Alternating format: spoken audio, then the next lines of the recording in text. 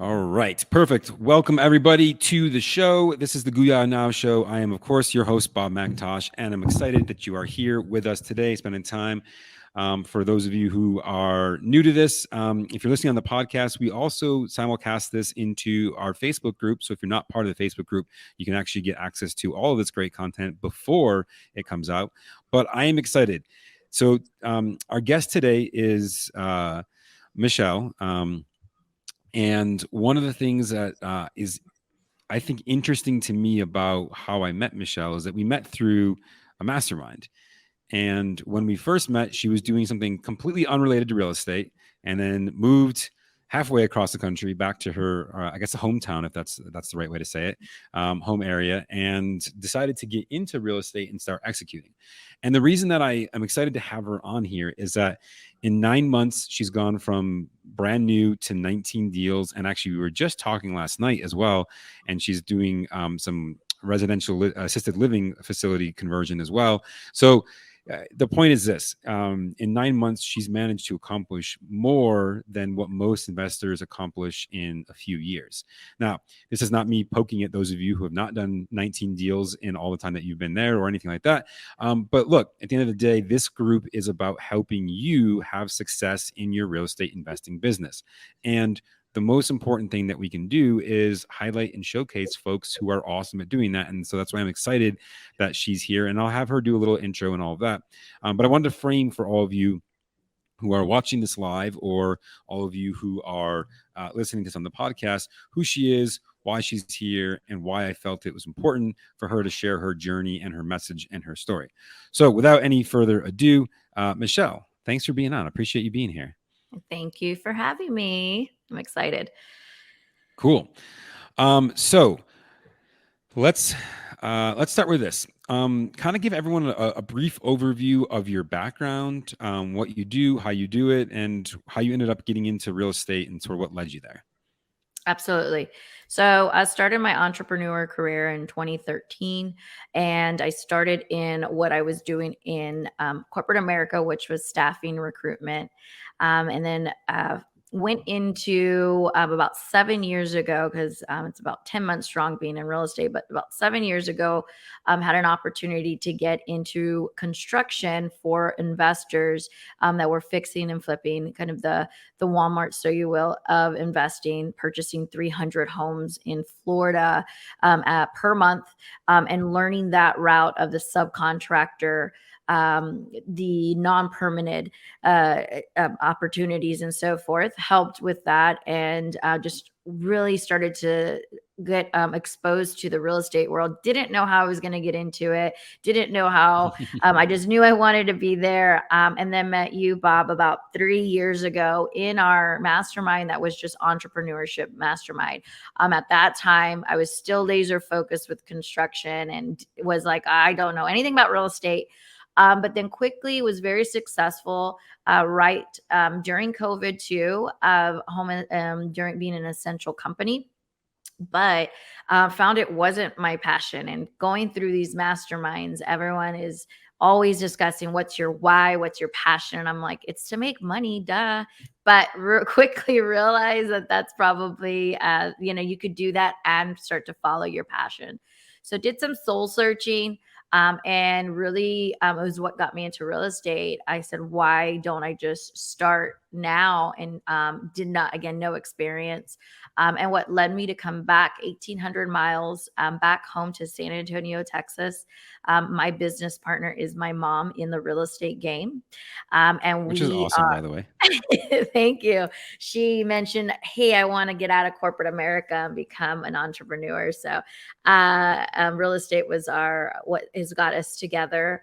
We have now been on this journey together of really identifying and being investors in San Antonio and looking to quickly grow into other areas. Awesome. So I think that's an awesome story. Well, first and foremost, it's awesome to be able to work with family. I do a lot of my real estate aspects with my dad, so it's always good to be able to incorporate that when you can. So let's start here. You were like ancillary to the real estate space and then got in. And so what was the number one or two or maybe three things that you feel like were the reason that you were able to catapult from 0 to 19 that quickly? Like, is there, I guess you tell me, like, what did that look like for you? Definitely the top three things is training, clarity, and just perseverance of really not having that fear. So I was able to partner with, or actually take a course into real estate one-on-one. And I really believe in accelerating your, and anything you're doing, you do want to get in touch with those gurus, but we learned this in those entrepreneur growing pains. I remember, opening my first company. I'm like, I'm going to do it all. I don't need anybody. Let me do it. Second company kind of still was then started to really get that. But this time around, I said, how can I get there quicker, faster? And it was training. So I went through Epic Invested, which is with Matt Terrio and Mercedes. And they have an amazing training program, and it really just circled everything to where our career is now. A lot of in that training, and it's not just YouTube. I did sign up for it, so you can go out there and get YouTube videos, but really getting around like-minded people is really what I say that you want to do, and I encourage. And the main thing that he taught us was just get the deal, get it under contract, and then we'll help you with the rest. And at that point, I did not know about funding. I didn't know about lending opportunities, private money investors, none of that. So that was my first thing. The second thing was, like I said, I didn't have clarity in the beginning. I knew I wanted to get in real estate, but that's such a broad thing. Everybody starts in wholesale, or they want to be fix and flippers, which would probably have been the right natural move for me being in construction. But I knew I wanted to build a legacy and really start to build that passive true income. So buy and hold is where I decided to go into. And I wanted to make sure strategically how we were going to align that. But those would be, the things of clarity, and then just taking action. I know a lot of people have analysis paralysis. I am a very A-type personality. I like to see the numbers. I like to see how A to Z.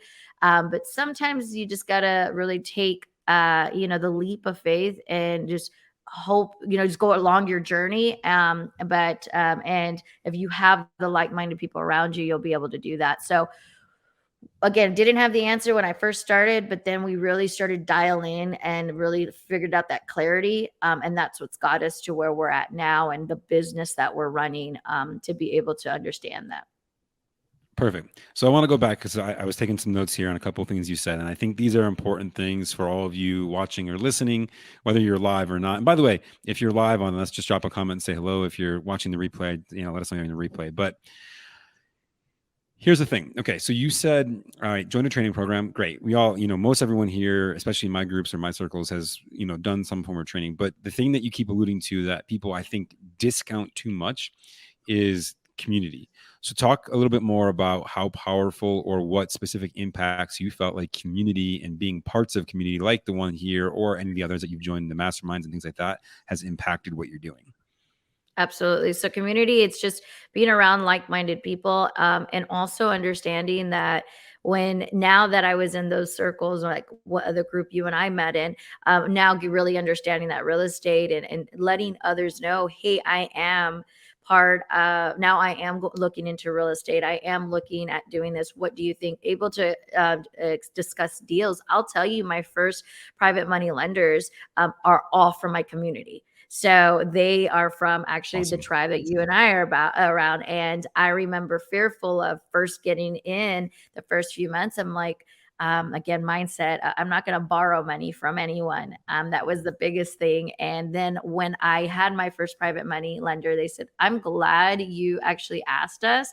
We are excited about the opportunities to even partner with you, because you're giving us an opportunity to make our money work for us. And that is when it just exposed, like, wow, just changing that perspective. And then that has led me to, as you mentioned earlier, we're in the buy and hold business. We're in midterm rentals, but we also have a passion project for a residential assisted living. And all of these me not knowing from the beginning to where we're at now is all been because of community, and it's all been because of all my masterminds that have circled all in. And it was really crazy because recently I just got everything all circled and engaged in. I thought I was going to do the residential assisted living separate from my real estate game and my buy and holds and midterm rentals. And quickly, just about a week and a half ago, I've now circled it all together. So we're in the business of finding solutions for seniors, purchasing their homes, as well as for building out that residential assisted living. But all because of community is how my whole business got built. Perfect. So I want to dive deeper on one more thing you just said here, which is, when you started in these communities, you joined, you were very fearful of like even the idea of asking for money or borrowing money from somebody else. So how did you get out of your own way in that? Like what prompted you to finally say, no, it's okay for me to go do this, this scary thing? Yep. So the first couple of deals, we funded it ourselves. We did leverage hard money, but in regards to for gap funding is where we started, a very smaller measurable, and it was simply just going. We were at one of our mastermind meetups and had a conversation with these two individuals, and they said, "Look, we lend." So a lot of times when you go to your meetups, I know that some of the ones that we go to, they say, why are you here? What are you looking for? And a lot of, especially in real estate meetups, it's like, we need money, we need money, we need money. And so I just was having conversation with them, and they said, okay, let's have let's have a meeting after this and let's meet up. So again, my private money lender actually coached me as he was giving me the money, in the sense of saying, change your mindset. I'm not lending you something. You're giving me an opportunity to be able to work with you and actually make money at the same time. And make my money work for me. So once that happened, I got out of my own way, and we're proud to say is that now all of our deals are partnered with. We're partnered with other private money lenders. We've actually now gotten into the space of, as I mentioned, my mom's my business partner, so getting her friends and family involved as well. I call them the 401k houses. So leveraging their 401k and their retirement funds to help us build as well. So it's been great because these are individuals that would have never thought they would have gotten into real estate and or to be able to have their money work for them other than just sitting in a retirement fund. Okay, so when you had that first conversation with that first lender, did the lender initiate the conversation or did you? He did. They did. Okay. It's Okay. a son and a father. It's a son and a father as well. They did, and it actually, when I had the conversation, I still, I asked for $50,000, and I really needed 70, but we were going to come to the table with 70, and he said, "We'll give you the full 70." And I was like, "Wow!"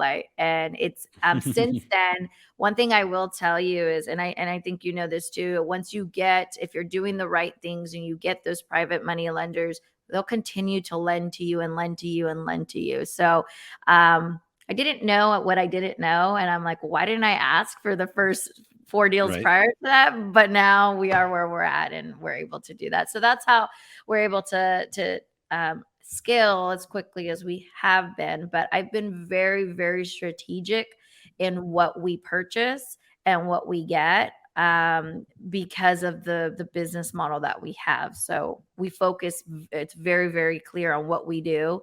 We're not just buying all over San Antonio. Perfect. And so that's actually the perfect segue to your second piece, which you said was clarity of what we're doing. So can I make a safe assumption to say that in the time that you've been doing this, you've passed on deals because they didn't match what you were after because you had that clarity? Is that a safe assumption to make? Absolutely. Yep. And it's hard being an entrepreneur.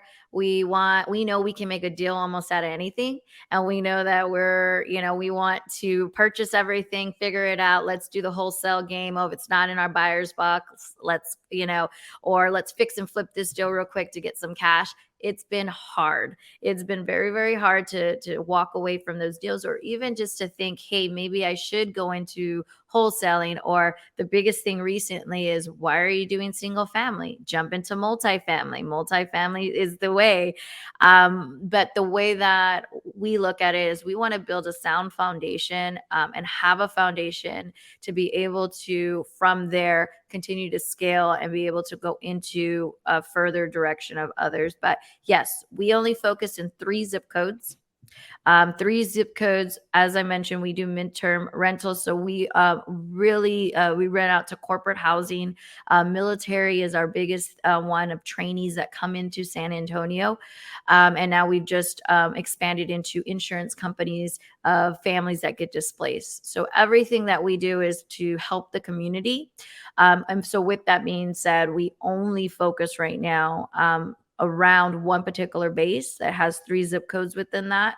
And me partnering with wholesalers, they know that. So they'll won't send me any other type of deals. And they know that their ratio with me, as far as a deal that they do send us, we're about 98% in closing with them, because they only send me not everything that they put everybody on the list. So we're really Right. dialed in on that. Yes, I've turned several deals away. No, and that's perfect, because I think there's a lot of people out there that, especially when they're newer in real estate, or when they're looking at, oh, my goal, like, so here we are, it's, we're almost a third of the way through Q4 of 2022, and they start looking at, oh man, I wanted to do X number of deals this year, and I'm not at that goal or whatever. So then they start saying, well, maybe I'll just go outside my parameters, or start doing things that I wouldn't otherwise do, because I'm unfocused on that. And so for you guys, what was not necessarily the tactical criteria for your clarity, but what was the process? Like, how did you guys decide this is the things that are important to us? Was it a conversation? Did you, go through? Was it numbers? Was it the area? Was it that, hey, like, I really like the military aspect? Like, specifically, what was it that helped you guys gain the clarity that you have to be able to turn those deals down and say, no, we're not going to do those. We're only going to do this? I think with my experience, just from the past, being all over the place many times. And by the way, Bob, our goal was 24 single family by Q2, and 50 by the end of the year. So we're nowhere near where we need to be, but we had to make sure that we were also not over leveraging and getting our actual office right. And what I mean by that is, we do everything from acquisition to construction to disposition in our world, which is property management right now. So we had to make sure that we just didn't go out there and go crazy. And so I'm happy we made that choice. But also, to answer your question, it was from the beginning. Like I said, from the beginning, when I opened this company, I learned and wanted to do our passion and our why, and that was helping and giving to the community. And how are we going to be able to do that? And then it's evolved into what it is. And also, like I said, we are wanting to make sure that we set up ourselves right and not fail, in the sense of, like you said, just go buy everything. Trust me, we're in a lot of Right. accountability communities that are like, hey, you set your goals and this is what it is. But we have reasoning why we had to pull back and be able to set ourselves up right the first year. Again, we're only 10 months strong right now, to be able to say everything is aligned to be able to move forward in 2023. So the thing I love about it is, there's going to be a lot of opportunities coming, and there's always opportunities in real estate. So if I buy 10 homes in 1 month, I don't think I'll get in trouble if I do it right, versus trying to hit our goal and buy whatever else is out. So having, the experience and knowing, and really the understanding, and learning, just, drill down into what you are known for. And my biggest thing was, I wanted to be everyone to know Michelle is the military housing, not Michelle's a real estate investor. So that when you are in these groups and you are in these communities, and there's 50 to 100 that we're all are meetups, they know Bob, is what Bob does, and however, and so forth. So that's really what we're trying to align for that. Perfect. And I think that's a super undervalued aspect of real estate is, hey, I do this thing, I participate this way, these are the things that I buy. I remember when we first got started, actually one of our second flip, but it was our first flip in the Buffalo market, was a fire damaged house.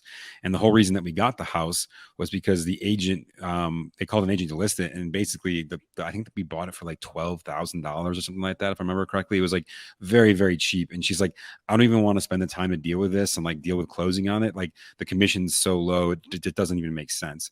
So we just bought it. And then she said, after we flipped it and we did well. I think we made $20,000 on like 80,000 all in. So it was like, hey, good ROI numbers. And Absolutely. she was like, hey, like, are you guys going to buy other firehouses? And so like the first 2 years we became the firehouse guys. Like, you got a fire damage property, call us. And it was, at the time, it was great. It was a great way to get into deals because most of these deals obviously need rehab. They've been damaged. So it's Mhm. perfect. But being known in that way, I believe, it really does help you create something, so that people, it makes it easier for people to bring you the right deals, like you said. So I think that's awesome. All right, so I want to go to your third piece, which you said is perseverance, and you said taking action. And this is one of my favorite things. It's something that I think a lot of people are scared to do when they start, and especially in real estate, right? We talk about these numbers, it's tens or hundreds of thousands, if not millions of dollars in some markets. And it becomes overwhelming for most of us. Those are big numbers, or at least that we think they are especially when we get started. So, for you, what did taking action look like? What things were you doing? You mentioned accountability groups at one point too. Like, what are the biggest things when you look at taking action, that you would say, hey, these were the actions I took that accounted for my success today? Yeah. So for me, one of the biggest things is that what I've seen is that some of these masterminds that we pay into, and it doesn't matter the price of it, but it is not, it is a very just hit your pockets.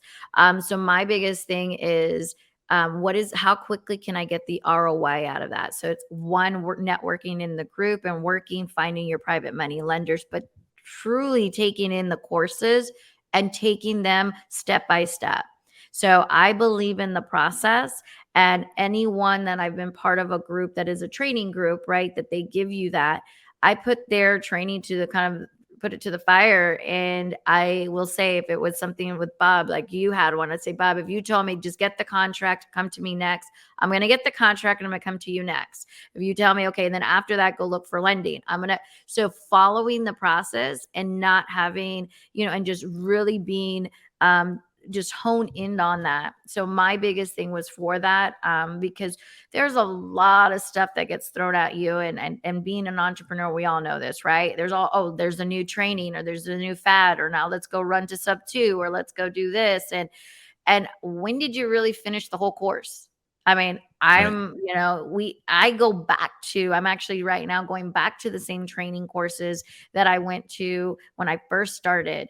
Again, 9 months ago, I should have, but it's just to get that refresher. The other Right. thing that I've seen is, as you go through your journey and you become more of an experienced real estate professional, you'll realize that whatever training you learned back in January, and you revisit it today, it's going to sound different to you, and you're going to understand it a little bit more than you did when you first started in January. So Hmm. really plugging it into those things. But, and then, just like I said, one of the things for me, I don't know everything right now.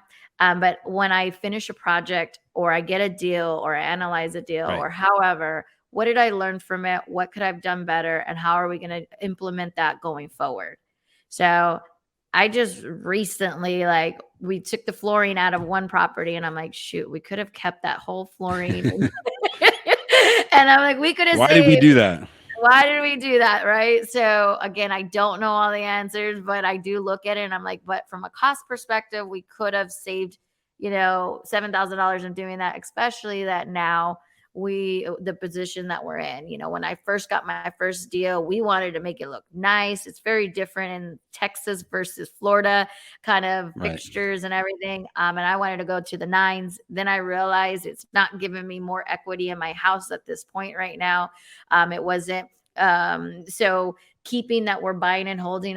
This project that we're working on now, even my contractors are like, what, we're putting carpet in the other rooms? It's like, yes, because there's a shift in Texas. There's a shift in San Antonio that in 2 or 3 years, we can go ahead and take everything out and be able to get it to, more numbers that we need. So learning in that, but yeah, going through the training and really just following the process and learning that's really what we've done. And again, taking action.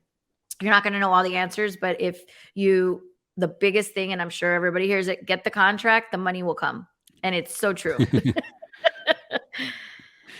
Yeah, no, it's funny when you think about, I've always, especially getting started, thought, hey, if I don't have the money, how am I going to get the deal? But the funny part is that lenders, the reason that they have money to lend in the first place is because they're smart. They understand things. They've been able to save and build, and they get it. So they're not going to want to talk hypothetical numbers with you, because that doesn't make any sense, because it's irrelevant. They want to talk real numbers. So when you have a deal and you have real numbers, now all of a sudden it's like, oh, okay, great. Now we can get serious about this conversation because you actually have the deal in place. Yep. Mm-hmm. So you mentioned wholesalers was a way that you're getting properties. Is that your primary source? What for you has been working to get deals effectively? So I worked a little backwards. Like I said, we're building a business.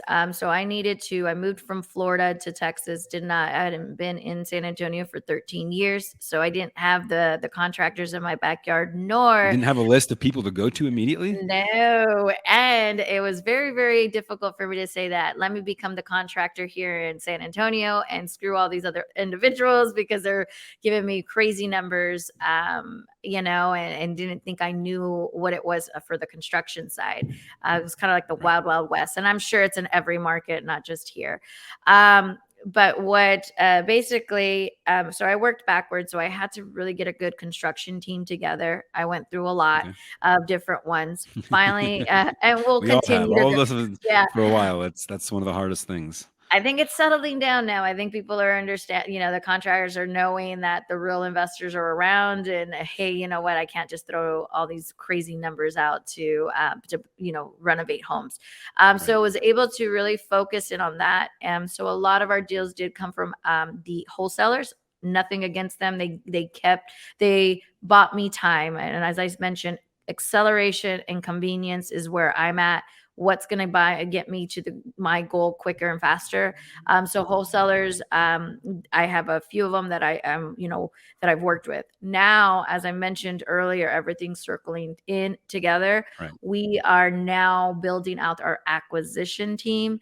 And with the acquisition, we are actually purchasing or going in from a different strategic way of getting the leads from seniors. So, as I mentioned, real estate, we're doing a residential assisted living. A lot of these seniors do have to when they get in transition, they have to transition into homes. Right. Most of the time, they don't have money. And, the daughter Judy's of the world having to go through this life-changing experience, they have to, transition them into a home. Most of the time, they're not going to keep their homestead. So we are now going to be the experts to be able to partner with these particular communities in the senior living space and say, we'll buy them. We're investors. We're going to fix them up anyway. So that's an approach that we're doing. We're just getting into that, but yeah, we buy from wholesalers. We haven't gone into yet like tax liens or probates yet. We're starting small, where we've gotten, like I said, and then referrals. We did receive some that were referrals as far as our portfolio. Perfect. And I think I want to highlight something you just said. We're starting small. I think it's funny. We often think as entrepreneurs, right? It's like go big or go home. And I hear this all the time, especially from, I'll say, the gurus or the bigger people out there who've had a lot. You got to think big, go here, do massive things. It's like, look, there's nothing wrong with that. Like have big goals for sure. but sometimes the action steps to get to those big things are the small little things, and doing those on a consistent, repeatable basis is what's there. I know you said perseverance, but you also said earlier, the consistency of taking action is huge. And I think we often overlook the small steps that we take every day and only think about the big steps. And I remember there was a story that I read a while ago, or not, sorry, an article, I guess I should say. And it talked about how the average American spent more time in a year planning their family vacation than they did for planning for retirement. And you start thinking about that, and it's like, we often think these small things. It's like, hey, well, there's a big thing right here, but these small steps every day, every year are what takes it. And I think too many people get caught up in what are they doing on the big picture and forget about every small picture is going to be a piece of that bigger picture down the road. So how, for you, what has enabled you to be able to focus on those small things and take consistent action? Like, is it just straight willpower? Do you is there any tips or secrets you have to people who might be listening going, well, I struggle with that. I find it difficult to do that. How do I do that? Yeah. So don't get me wrong. I have big dreams. 10 years, I want to be $1 billion. Actually, so at $1 billion is my long stretch goal. But you got to have to hit some metrics, a lot of metrics before that, right? Hit a lot of milestones. So where I wanted and where we are as a company and myself is at $50,000 cash flow. So we're in the cash flow. That's how we see of things. It's not how many doors do we have, which I don't knock it. Everybody has their own. For us, it's what can we have as cash flow and what can we do as true passive income.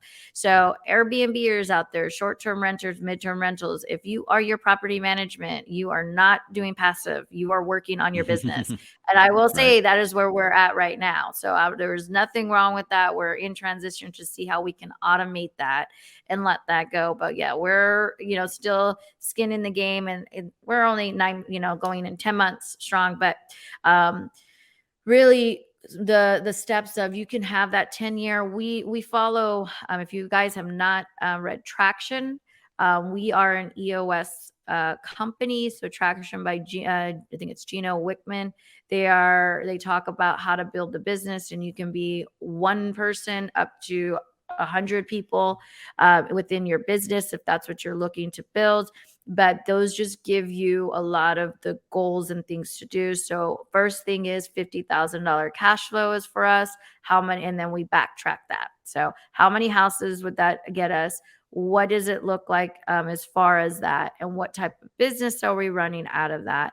And then it sounds crazy. We're a team of 3 right now. And we meet every morning. So we meet every morning. What are our commits? One thing I tell my team is, don't tell me your whole week. Tell me 2 commits that you're going to do for the day. And even though we have 1,000 things we got to get done, because those small measurable things will feel that you have accomplished something. And that just helps you just knowing that you are getting to that goal. I am a person that it's not enough. We're not enough. And then when we look after in our 30 and 60-day meetings, it's like, shoot, we accomplished a lot. And I think a lot of times we just don't give our own self a lot of credit. And especially if you're in the news space, like everyone says, you've done 19 properties. And I'm like, I've been wanting to do more. It's not enough, but it's so long, but not. But when is it ever enough? I think if, all of us, we always want to strive for more, but I hope I answered that question. It's really the planning, but taking action. I'm a big planner. I have the vision boards. I have my 10-year goal, my 5-year goal, 3 years. But also you got to just understand that you have to have it dialed into, what is it, your day to day, and what does that look like? One of the things that we also do is GRAs, what's your generating revenue activity. So a lot of times we have a lot of busy work, and I could get, we can all get caught up with that. But really, what is it going to get you to that to that goal? That's going to be a generating revenue activity. Everything else you can possibly hire a VA for if you have, the budget for that. Perfect. Awesome. Well, thank you for sharing. I think this has been great. I love the information for all of you listening, watching, or catching this later. Go back. Take 1 to 3 things from what you just heard Michelle share from her journey and implement, especially if you're if you're just getting started, or you're struggling to get your first deal, or you got your first or second deal, but you want to get to a whole lot more very quickly, I think what she just shared is a lot of, literally the formula for how she did it. And I'll say this, if I can, which is, there's nothing necessarily special about this. Like, it's not like some secret formula sauce, or like, oh my gosh, here's a thing that no one else can do. It's not like, oh, only Michelle is capable of doing this thing because it's her. Everything that she shared is all executable by everyone if we simply take the time to take action and make it happen. And so, Michelle, where can people track you down, find you if they want to connect with you? So on Instagram, My Story Michelle, and all across the other platforms, same thing. So Perfect. I love when someone has a consistent handle across all the platforms. It's a good thing.